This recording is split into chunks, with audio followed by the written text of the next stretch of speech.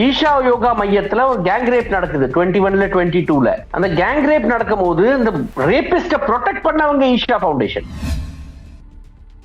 Very sad story that ஒரு gang rape நடக்கிற இடத்துல, ஒரு கேங் ரேப்புக்கு மாமாவால பாக்குற இடத்துல இன்னைக்கு சுப்ரீம் கோர்ட் வந்து அவங்களை பாதுகாக்க வந்திருக்கு. மக்கள் இருக்கிற இடத்துல இந்த மாதிரி ஒரு பாலியல் வன்முறை நடக்கிறது இயல்புதான். ஆனா அதுக்கு இன்சார்ஜா இருக்கிற பொறுப்பா இருக்கிற இடத்துல இருக்கிறவங்க அதுக்கு எப்படி ரியாக்ட் பண்றாங்கன்னா பெரிய விஷயம். இந்த பாஸ்கோ ஆக்ட்ல வந்த உடனே ஈஷா ஃபவுண்டேஷனோட ரியாக்ஷன் என்ன இருந்தது, ஈஷா ஃபவுண்டேஷனோட ரோல் என்ன இருக்கு, எப்படி இந்த கேஸ் அமுக்கப்பட்டாங்க நம்ம நல்லா ரிவீல் பண்ணிட்டோம். இந்த கிரிமினல் இவன் ஒரு ஃப்ராடு பல இடத்துல எக்ஸ்போஸ் பண்ணியாச்சு. இந்த ஆள் ஃப்ராடு தனத்தை பொய் பேசுற ஆசாமி பொய்யா புகழுங்குவான், வாயில திறந்தாவே பொய் வருது.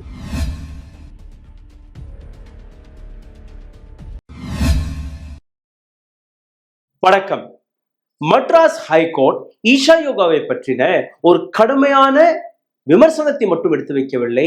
ஈஷா யோகாவில் நடக்கக்கூடிய பல்வேறு அத்துமீறல்கள், அங்க இருக்கக்கூடிய பெண்டிங் கேசஸ்களை பற்றின ஒரு இன்ஸ்ட்ரக்ஷனை கொடுத்தது. அதாவது எத்தனை பெண்டிங் கேசஸ்கள் இருக்கிறதோ அனைத்தையுமே உடனடியாக விசாரிங்கள் என்று. தமிழ்நாட்டு போலீஸ் 150க்கும் மேற்பட்ட போலீசார்கள் மட்டுமல்ல, பல்வேறு டிபார்ட்மெண்ட்களை சார்ந்த நபர்களும் இதில் கலந்து கொண்டு ஒரு ரெய்டை போடுகிறார்கள் ஈஷா யோகா ஃபவுண்டேஷன். இதில் பல்வேறு விஷயங்கள் வெளிவரதுக்கு முன்பே அடுத்த நாள் காலையில் ஈஷா யோகா நிற்கக்கூடிய இடம் எதுவென்றால் சுப்ரீம் கோர்ட்டு வளாகம். சுப்ரீம் கோர்ட்டின் chief justice of India Chandrachud அவர்கள் இதற்கு மேல் எந்த விதமான ஆர்மியும் ஈஷா யோகாவை பார்க்கக்கூடாது, எந்த போலீஸும் எந்த விதமான இன்வெஸ்டிகேஷன் செய்யக்கூடாது, இது போன்ற இன்ஸ்டிடியூஷன்களில் யாருமே நுழையக்கூடாது என்கிற ஒரு ஸ்டேட்மெண்ட்டை மட்டும் கொடுக்கவில்லை. இதற்கு மேல் இந்த விசாரணையை நாங்கள் பார்த்துக் கொள்கிறோம், நீங்க ஓரம் கட்டி நில்லுங்கள் என்று கூறியிருக்கிறார்.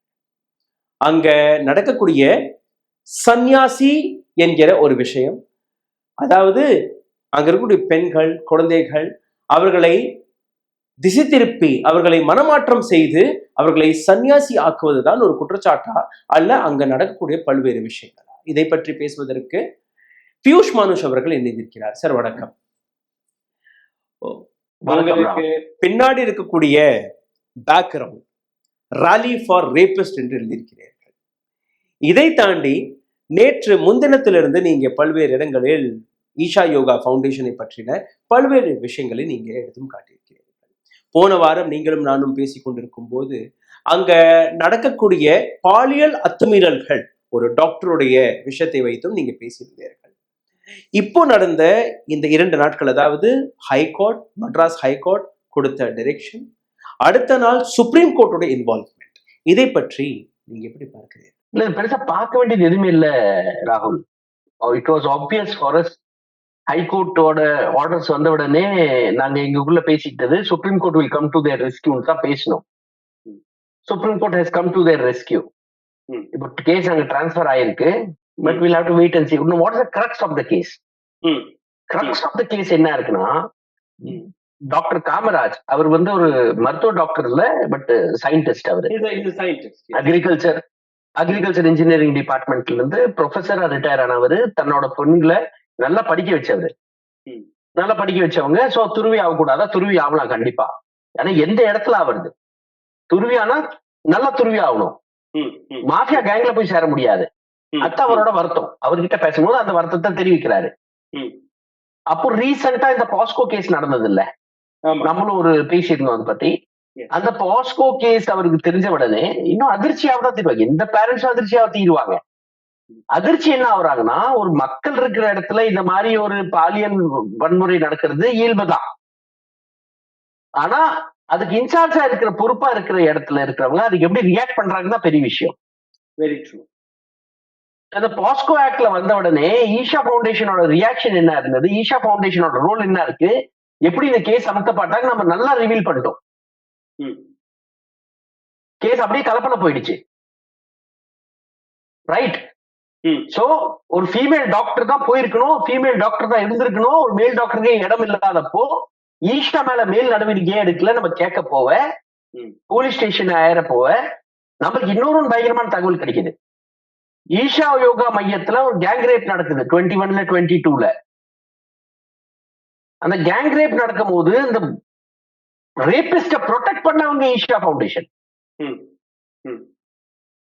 ஜஸ்டிஸ்க்கு ஏன் கேட்கல? ஜஸ்டிஸ்க்கு கேட்கலனாலே ரேபிஸ்டுக்கு ப்ரொடெக்ட் பண்றது தான். அந்த பொண்ணு வித்ட்ரா பண்ணிருக்கு கம்ப்ளைண்ட. இந்த மாதிரி கம்ப்ளைண்ட் வித்ட்ராவும் பண்ண முடியாது. ரொம்ப ஒரு it's very sad story actually. Very sad story that ஒரு கேங் ரேப் நடக்கிற இடத்துல, ஒரு கேங் ரேப்புக்கு மாமா வாழ பாக்குற இடத்துல இன்னைக்கு சுப்ரீம் கோர்ட் வந்து அவங்களை பாதுகாக்க வந்திருக்கு. That is your prerogative. That is okay. நீ சுப்ரீம் கோர்ட்டா இருக்க, நீங்க பண்ணிட்டு போ. எங்க போராட்டத்துல சுப்ரீம் கோர்ட் கூட வந்தா சரி, ஹைகோர்ட் கூட வந்தா சரி, போலீஸ் கூட வந்தா சரி, வரலனாலும் சரி, எங்களுக்கு எதிர்த்து நின்னாலும் சரி, நாங்க போராட தான் போறோம்.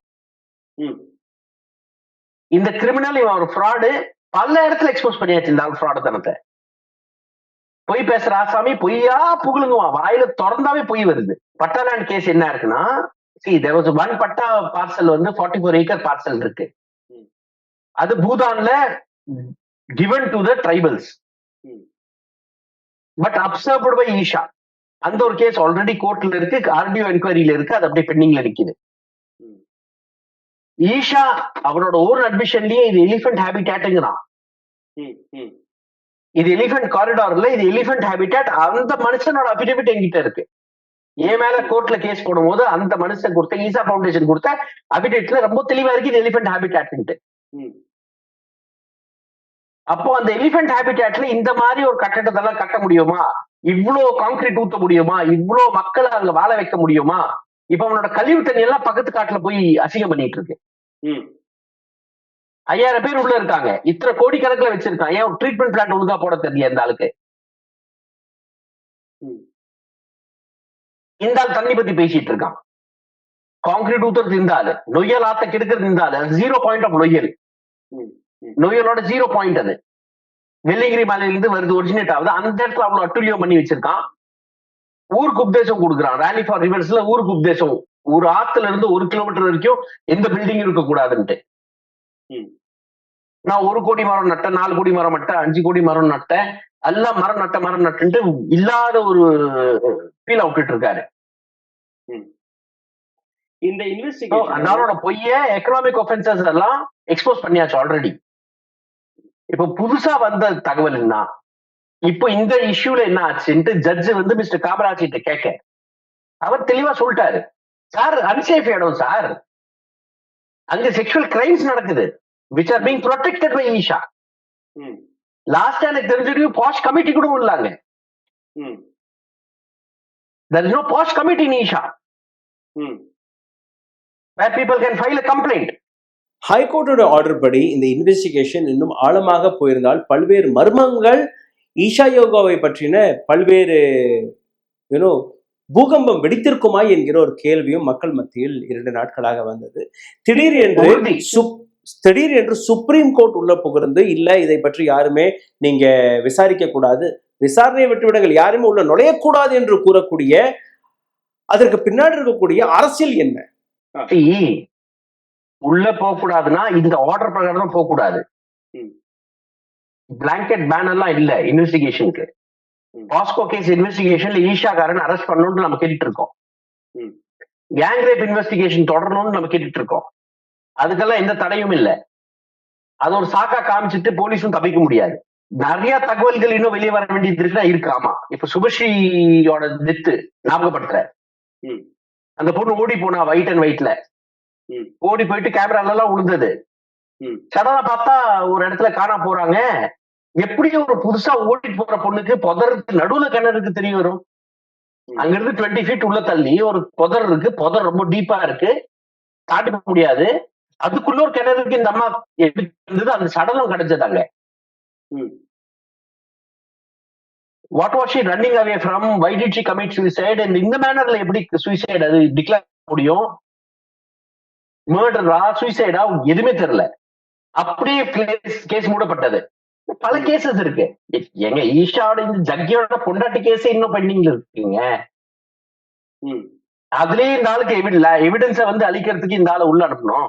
ஈஷா யோகாவில் இருக்கக்கூடிய பல்வேறு மர்மங்களை பற்றி நீங்களும் ஆழமாக விசாரிச்சிருக்கீங்க. அங்க போய் இன்வெஸ்டிகேஷன் எல்லாம் செஞ்சிருக்கீங்க. அங்க இருக்கக்கூடிய மக்கள்கள்கிட்ட போய் நீங்க பேசியிருக்கீங்க. உங்களுக்கு கிடைத்த தகவல் படி வேற எந்த விதமான பிரச்சனைகள் ஈஷா யோகா மையத்தில் நடந்து கொண்டு? இல்லங்க, திஸ் இஸ் இனஃப்ங்க. நான் சொல்றேன், எக்கனாமிக் ஆஃபென்சஸ்ல இந்த ஆள் ஈடுபட்டிருக்காரு. டாக்ஸஸ் எல்லாம் ஒழுங்கா கட்டுறது இல்ல. கண்ட மணிக்கு ஃபால்ஸ் கிளைம் போட்டு போட்டு விக்கிறாரு பொருளை. அதுக்கு டாக்ஸ் எல்லாம் பார்க்கணும், ரைட்? இந்த POCSO case is very strong case. இது வரைக்கும் ஒரு ஸ்கூல்ல இருந்து 12 பொண்ணுங்களை மொலஸ்டேஷன் கேஸ் எங்க நடந்திருக்கு தமிழ்நாட்டுல விட்டுக்கா? So we have lot of serious gang rape, lot of serious crimes are against him. Lot of deaths are taking place. நிறைய பேர் காணா போயிட்டு இருக்காங்க. இதுக்கு மேல நம்மளுக்கு என்ன வேணும் சொல்லுங்க பார்க்கலாம். ஒரு இன்ஸ்டிடியூஷன் வந்து ஒழுங்கா நடக்கல, அந்த ஆள் பாட்டுக்கு கண்டபடி நடத்திட்டு இருக்கான், பக்கத்துல இருக்க நிலத்தெல்லாம் பல்யூட் பண்ணிட்டு இருக்கான், சொந்த சுடுகாடு கொடுத்துருக்கு அரசாங்கம் அவனுக்கு. அது தேங்க்ஃபுல்லி அங்க இருக்கிறவங்க கேஸ் போட்டு அது இப்போதைக்கு நிறுத்தி இருக்கு. So Rahul, there's so much to cover, but time will tell. எங்க கேம்பெயின் போயிட்டு இருக்கோம், நிறைய பேர் வெளியே வருவாங்க, நிறைய பேர் உண்மையை சொல்லுவாங்க. ஆல்ரெடி இந்த இன்ஃபர்மேஷன் எல்லாம் அவங்க உள்ள இருந்தா எங்களுக்கு அதிகமா வந்திருக்கு, இன்னும் நிறைய வரும். உங்களுடைய அடுத்த கட்ட நடவடிக்கை எந்த விதமாக இருக்க போகிறது? பப்ளிக் கிட்ட போறோம் ராகுல், பப்ளிக் கிட்ட போறோம். we are starting a public campaign. We are coming out very strongly against this fellow. Public campaign வந்து ரொம்ப ஸ்ட்ராங்கா gear up ஆயிட்டு இருக்கு. We will be coming to the public very soon. Rally for rapist நீங்க ஒரு விஷயத்தை எடுத்து நீங்க நடத்த. Rally for rapist. ஆமா. சோ இது எப்பல இருந்து தொடங்க போகிறது? இதற்கு பின்னாடி இருக்கக்கூடிய உத்தேசம் என்ன? இது வந்து சோஷியல் மீடியா கேம்பெயினாக மட்டும்தான் இருக்க போகிறதா, இல்ல உண்மையிலே நீங்க ஒரு பெரிய ராலி நடத்த போறீங்களா? No, we are going to campaign. The rally for rapist வந்து அவன் நடத்துனது, நாங்க நடத்துனது இல்ல. In fact rally for rivers நடத்தாம rally for rapist நடத்தி இருக்கான். ஆக்சுவலா சேவ் சாயில்ல சேவ் கேர்ள்ஸ் தான் பேசி இருக்கணும் நம்ம. This fellow has done lot of frauds. இந்த நேரம் campaign will go to the public. நாங்க மக்கள் கிட்ட போறோம், இந்த ஆளோட உண்மை அண்டவாளத்தை எடுத்து வைக்க போறோம். மக்கள் டிசைட் பண்ணுவாங்க how much they want to take him on, and let us see how it goes. 18th of October அடுத்த தேதி அறிவித்திருக்கிறது சுப்ரீம் கோர்ட் ஆஃப் இந்தியா. அதற்கு முன்பு நீங்க ஏதாச்சும் PIL போட ஏதாவது பிளான் வச்சிருக்கீங்களா, இல்ல சுப்ரீம் கோர்ட்லயே அடுத்த மனு போட இருக்கீங்களா? தெளிவாக சுப்ரீம் கோர்ட்டுடைய நாங்க திரும்ப கோர்ட்டுக்கே போயிட்டு இருக்கு அவசியம் இல்ல ராகுல். Court is not the end of everything. Police investigation பண்ணனா அந்த ஸ்பெசிபிக் கேஸ்க்கு கோர்ட் போகும் கண்டிப்பா. பட் சில விஷயங்கள் மக்கள் புரிஞ்சு கொள்ள வேண்டும், மக்களுக்கு தெரிய வேண்டும். ஏன்னா மக்களோட நம்பிக்கை மேலதான் இந்த ஆளுங்க விளையாடுறாங்க, கூத்தடிச்சிட்டு இருக்காங்க. We will go there. We will talk to the public first.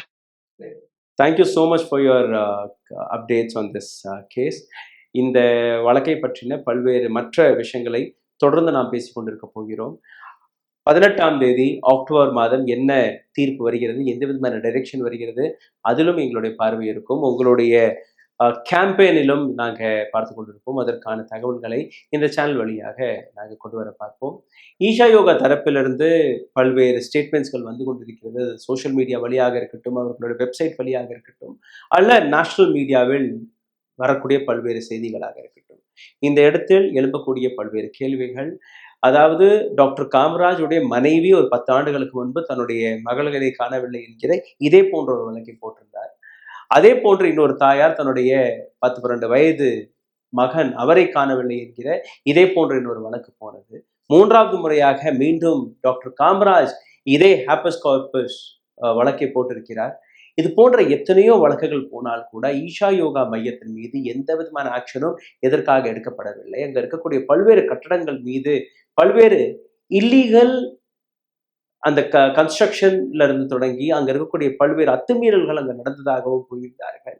Adiyogi அந்த சிலையின் மீது ஒரு ஸ்டே ஆர்டர் கொடுக்கப்பட்டது. ஆனால் அந்த ஆதியோகி என்கிற சிலையை துவக்கி வைத்தது யார் என்று நீங்க பார்த்தீர்கள்னா நேரடியாக நரேந்திர மோடி.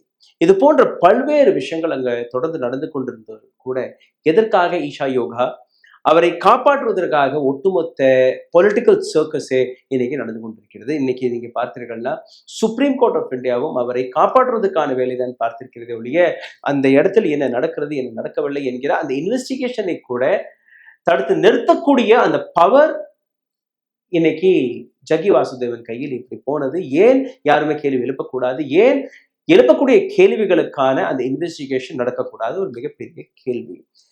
இந்த வழக்கின் விசாரணை பற்றியும் கோர்ட்டில் நடக்கக்கூடிய பல்வேறு விஷயங்களை பற்றியும் நாங்க ஆழமாக பார்த்து கொண்டிருப்போம். இதை பற்றின பல்வேறு தகவலை பியூஷ் சார் நாங்க உடனுக்குடன் உங்களிடம் கொண்டு வந்து சேர்த்துக் கொண்டிருப்போம். அதுவரை காத்துக் கொண்டிருங்கள். நன்றி, வணக்கம் சார். Thank you so much. ஊடகம் கார்ப்பரேட் அரசியல்வாதிகளின் கைப்பாவையாக அடிமைகளாக இருந்தது போதும். இனி சாட்டை எடுத்து சுழற்றும் நேரம் வந்துவிட்டது. ஊடகம் பொதுமக்களாகிய உங்களுக்காக உங்களாலேயே இயக்கப்பட வேண்டும். ஊடக சுதந்திரத்திற்காக உங்களின் பங்களிப்பை இன்றே அளித்திடுங்கள்.